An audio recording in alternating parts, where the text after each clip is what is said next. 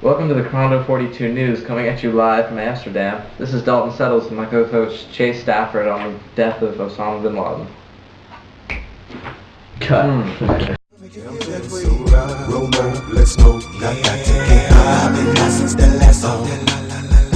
And I just been smoking, another blunt, roll another up. You know that we could really ease your mind.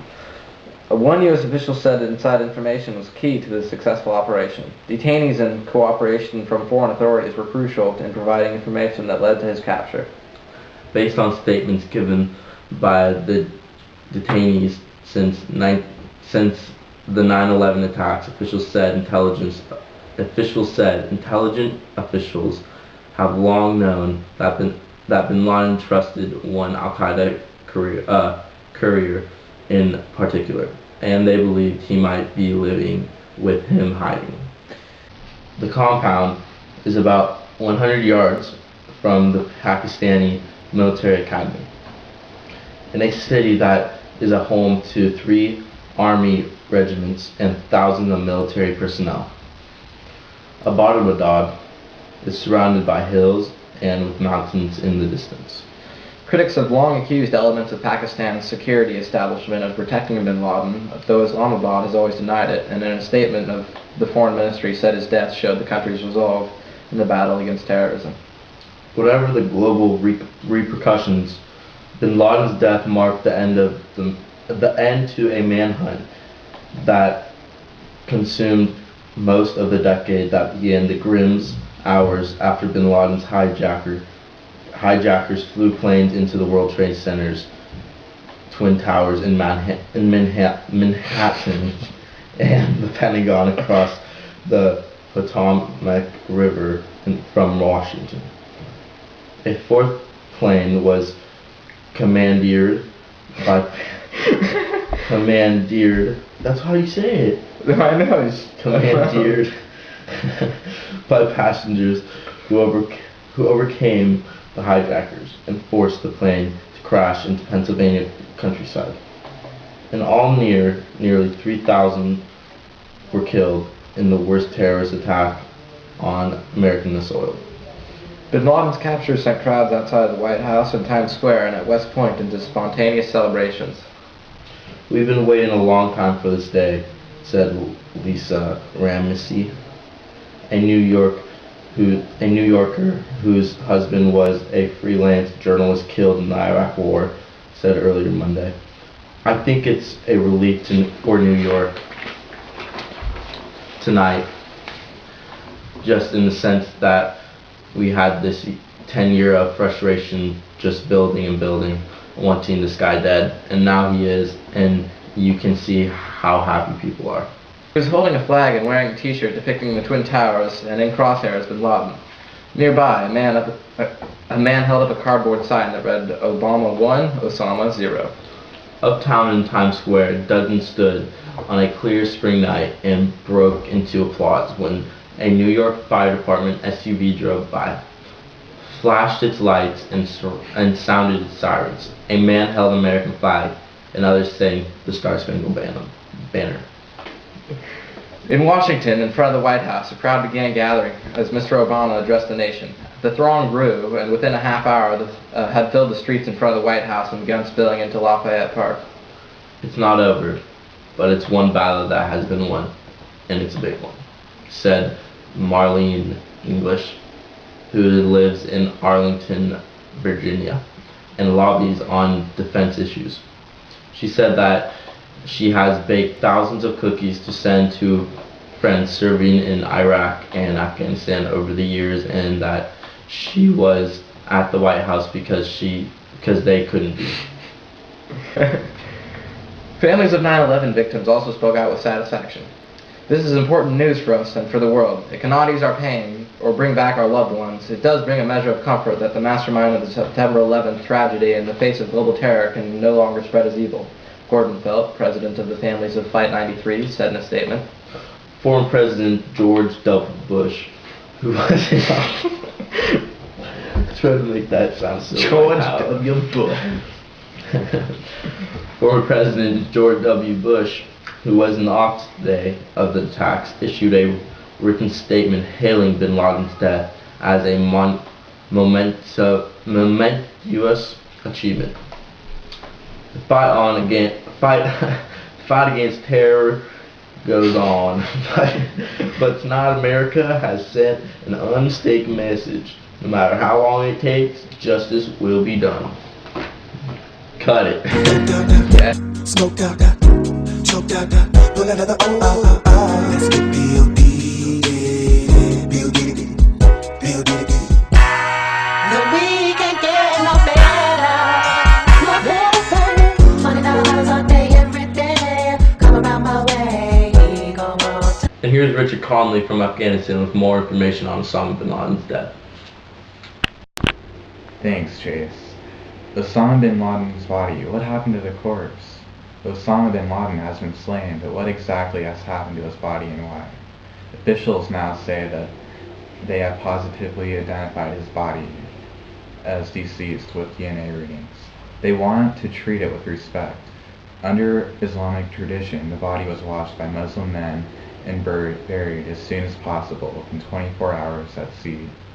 According to ABC, officials buried him at sea with no specific definitive location in order for his burial place to not become a terrorist shrine. All of this, including autopsies, were done under 24 hours. Now for a commercial break.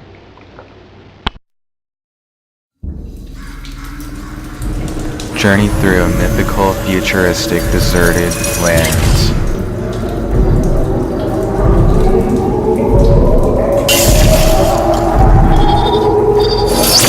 It's been a long time.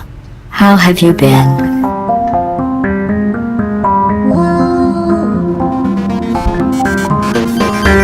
In a sequel better than the first, all you have are portals and your own mind in defeating the puzzles that lie ahead.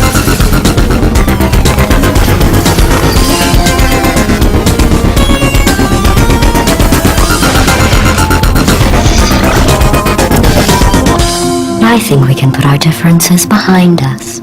For science, you monster. Rated E for everyone, appropriate for all ages. What Muslims think. People everywhere, including Muslims, celebrate the death of the infamous Osama bin Laden. Over the past decade, all attacks of bin Laden and Al-Qaeda were condemned by all Muslims. In fact, he was a mass murderer of Muslims in events such as 9/11. His death brings justice and relief throughout the world and all its religions. Is he gone? Yeah. Barry Bonds, an outfielder, hit more home runs than anyone else in the Major League Baseball history, but saw that achievement overshadowed by an investigation into the illegal use of performance-enhancing drugs. In November 2007, 3 months after he broke Hank Aaron's record, he was indicted on charges of making false statements before a federal grand jury. On April 13, 2011, Bonds was convicted of a single count of obstruction of justice, but acquitted on 3 other charges, including perjury, as a federal jury could not decide on whether he lied about using drugs. The jury found that Bonds, in 2003, had impeded a grand jury investigating performance-enhancing drug use by elite athletes by giving intentionally evasive, false, or misleading statements during his testimony. Jurors felt that he went out of his way to avoid answering the questions of whether his former personal trainer, Greg Anderson, had ever injected it.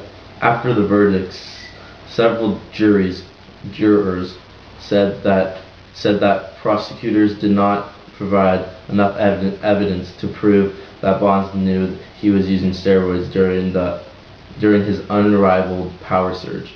Bonds, who developed from a gifted and fleeted outfielder into the game's greatest slugger, hit a single-season record 73 home runs in 2001. Bonds had said that he thought Anderson was giving him flaxseed oil and arthritis balm, not steroids or testosterone.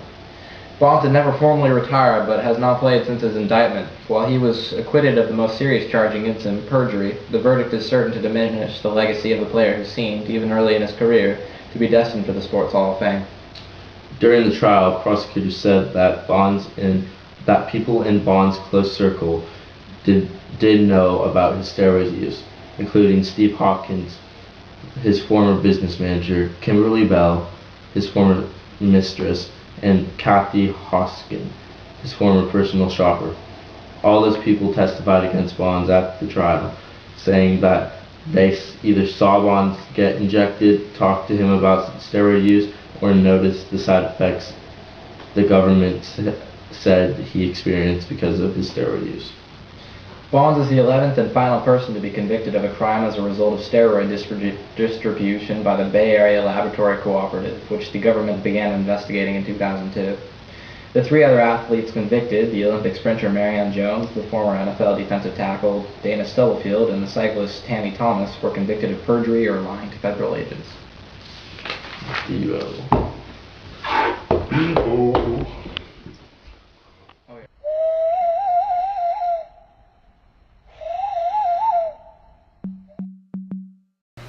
Guns R Us, the best selection in today's guns.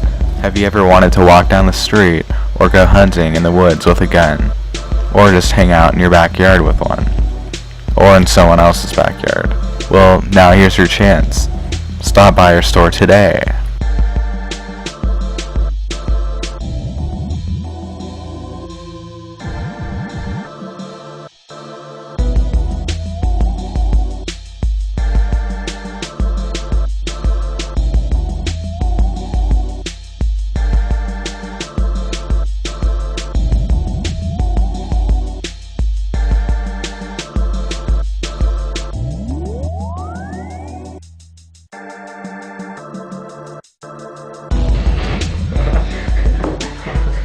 I'm sorry. That's when I figured I had my hands crossed like that. Is it going? Alright. Are you gonna go? Yeah, administration aides said the operation was so... I already read this. Or should I read it again? Alright, whatever. Administration aides said the operation was so secretive that no foreign officials were informed in advance, and only a small circle of the U.S. government was aware of what was unfolding half a world away. In his announcement, Mr. Obama said he called Pakistani president. I read this too. Yeah, dude. We already read this. Alright, we'll go to... Let's just go to... the compound. Yeah, We read- compound. Alright. The compound is about 100 yards from the Pakistani military academy, in a city that is a home to